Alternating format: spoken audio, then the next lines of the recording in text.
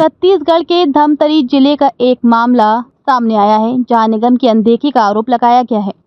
National highway में लगी 240 खंभों की एलईडी लाइटें महीनों से बंद। नेता अधिकारियों की अनदेखी, लाखों के कार्य पर लगा ग्रहण। सभी लाइटों का निरीक्षण की स्थिति में 240 में से लगभग 116 पोल की एलईडी लाइटें बंद थी।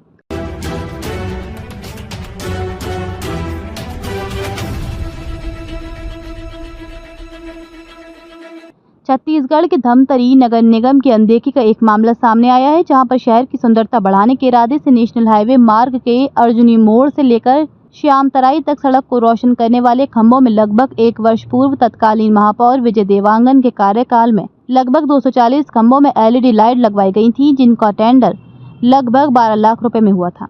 ये एलईडी लाइटें शुरू में तो रोजाना रोशन होकर शहर की खूबसूरती बढ़ाती रही, लेकिन 2 से 3 महीने बीतने के बाद से लेकर अब तक सभी एलईडी लाइटें कभी जलती हुई नजर नहीं आई। प्रतिनिधि द्वारा खुद सभी लाइटों का निरीक्षण किया गया तो स्थिति ये थी कि 240 में से लगभग 116 पोल की एलईडी लाइटें बंद थी, जो महीनों से बंद पड़ी हैं।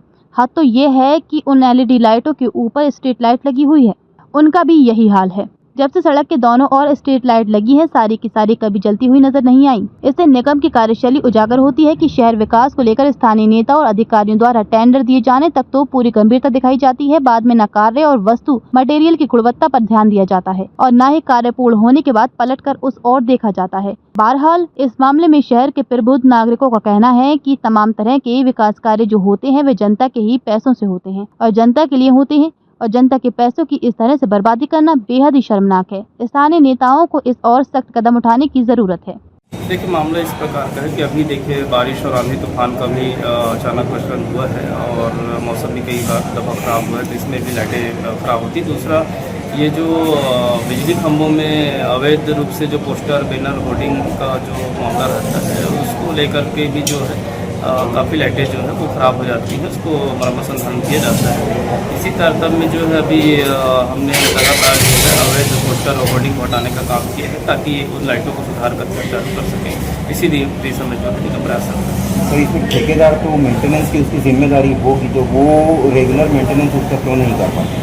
निश्चित रूप से जो कारण है, जो अवैध होर्डिंग पोस्टर इस टाइप के जो लगाने के कारण में जो कई सारे केबल छोटे छोटे रहते हैं, टूट जाते हैं।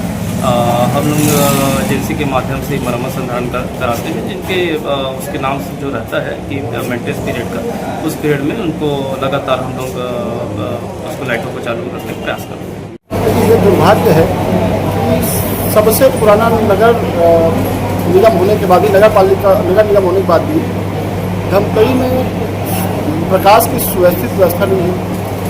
और आप देखिएगा कि स्ट्रीट लाइट की बात करें, झालर लाइट, उसमें आधी लाइटें बंद रहती है। नगर निगम को चाहिए कि उन लाइटों को दुरुस्त करे।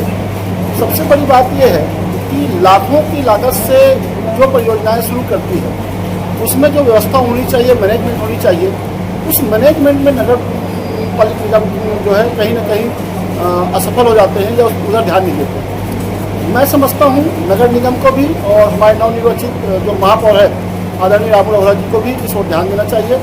शहर में पशुओं की व्यवस्था, आप देखिए रात में रोड में पशु जो है आवारा पशु घूमते रहते हैं, गलियों में घूमते रहते हैं, कई एक्सीडेंट जो है इसी कारण हो जाता है। मैं बता रहा हूँ, कल मैं शाम को गंगरेल से घर आ रहा था, मैंने देखा ये कर्मा चौक के आगे और रुद्री के आगे इतनी सारी जो आवारा पशु थे रात में।